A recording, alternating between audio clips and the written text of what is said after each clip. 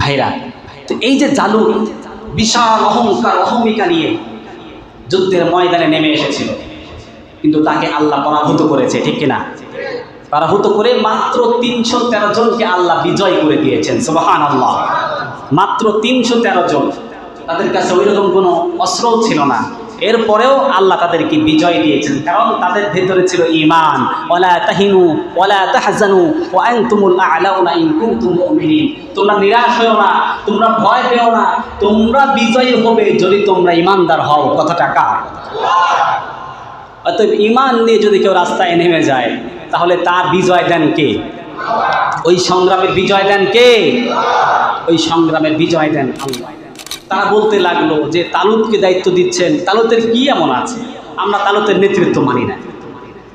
আল্লাহ রাব্বুল আলামিন তিনি বললেন বাসতাতান ফিল ইলমি ওয়াল জিসম। সুবহানাল্লাহ।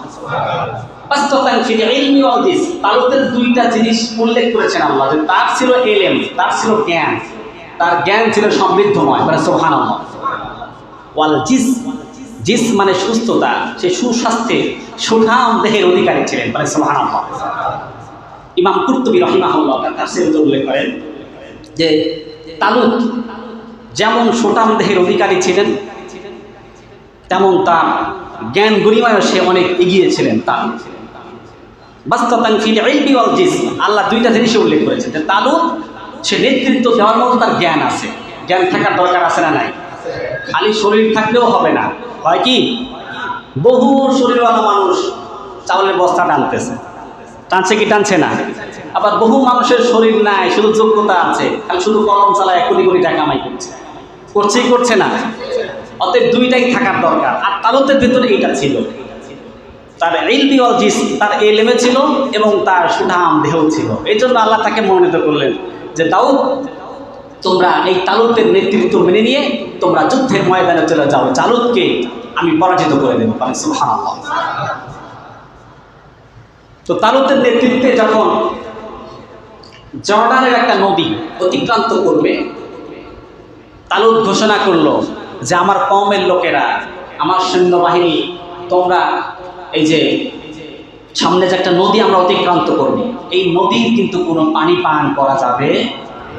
এই পানির ভেতরে আছে ভাইরাস, এই পানির ভেতরে আছে সমস্যা।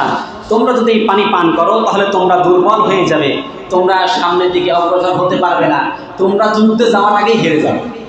সূরা বাকারা 247 থেকে নিয়ে 50, 51, 52, 53 পর্যন্ত এই তালুতের ইতিহাস, তালুতের রাজত্বের কথা, তালুতের যুদ্ধের কথা আল্লাহ তুলে ধরেছেন। সুবহানাল্লাহ।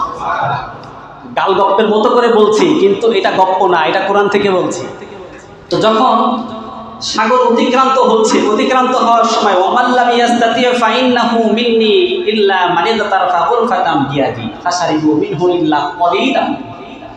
আল্লাহ জানায় দেন যে যখন অতিক্রান্ত হচ্ছিল খুব কম মানুষই তার কথা শুনেছিল, অল্প কিছু মানুষ তার কথা শুনেছিল। কলিল, কলিল মানে অল্প, কলিল মানে কি? অল্প। ফাশারিবু মিনহু ইল্লা কলিলাম মিনহুম, অল্প কিছু মানুষ সেই নদী অতিক্রম করতে পারলো, বাকিগুলো কি করলো? পানি বেশি পান করে ফেললো। তালুত বলেছিল যে তোমরা খুব যদি বিপাশার্ত হও, এক চল পানি খেও। কতটুকু? এক চল পানি খেও, এর বেশি খেও না। এর বেশি খেলে তোমরা অসুস্থ হয়ে যাবে, তোমরা যুদ্ধের ময়দানে যাওয়া তো অনেক দূরের কথা, নদীটাও পার হতে পারবে না। তো বাচ্চার কথা শুনলেন না, তার সাথে সঙ্গীরা সৈন্যরা শুনলেন না।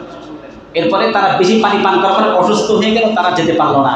ঐতিহাসিকদের মতে বদরের যুদ্ধের ময়দানে যেমন 313 জন ছিল, তালুতের সাথেও ছিল মাত্র 313 জন। কতজন ছিল?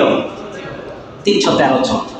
এই 313 জন নিয়ে অসংখ্য অগণিত কাফেরদের বিরুদ্ধে যুদ্ধ করে আল্লাহ সেখানে তাকে বিজয় দান করেছিলেন। সুবহানাল্লাহ।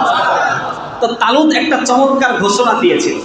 তালুত ঘোষণা দিয়েছিল যে যদি যে জালুতকে হত্যা করতে পারবে, যে জালুতকে হত্যা করতে পারবে, যার হাত দ্বারা জালুত হত্যাকৃত হবে, তার সঙ্গে আমার মেয়ে বিয়ে দেব এবং পরবর্তীতে কিং হবে, রাজা হবে সেই।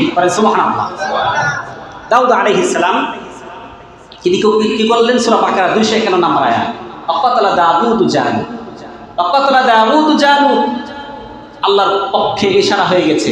আল্লাহর ইশারায় হযরত দাউদ আলাইহিস সালাম মাত্র 13 বছরের এক কিশোর, তিনি একটা বাটল জাতীয় মূর্তি জাতীয় দিয়ে একটা কিছু মারলেন, এরপরে তার মাথায় কপালে তীরবিদ্ধ হয়ে দুইটা বর্ণনা এসেছে। একটা হলো পাথরের আঘাতে এই দুই চোখের মাঝামাঝি এইখানে লেগে জালুত সাথে সাথে হাতির উপর থেকে পড়ে গেলেন। সুবহানাল্লাহ। তো জালুত যখন দাউদ আলাইহিস সালামের ওই পাথরের আঘাতে যখন হাতের উপর থেকে পড়ে গেল, পড়ে আর বেশিক্ষণ বেঁচে থাকতে পারে নাই, সাথে সাথে আল্লাহর হুকুমে দুনিয়ার থেকে জাহান্নামে চলে গেছে। এই সামান্য একটা তরুণ, 13 বছরের একটা তরুণ ইতিহাস ঘটিয়ে দিয়েছে, সে কথা আল্লাহ কোরআনের মধ্যে কোট করে দিয়েছেন। সুবহানাল্লাহ। ভাইরা, তো এই যে জালুত বিশাল অহমিকা নিয়ে যুদ্ধের ময়দানে নেমে এসেছিল, কিন্তু তাকে আল্লাহ পরাভূত করেছে, ঠিক কিনা? পরাভূত করে মাত্র 313 জনকে আল্লাহ বিজয় করে দিয়েছেন। সুবহানাল্লাহ। মাত্র 313 জন।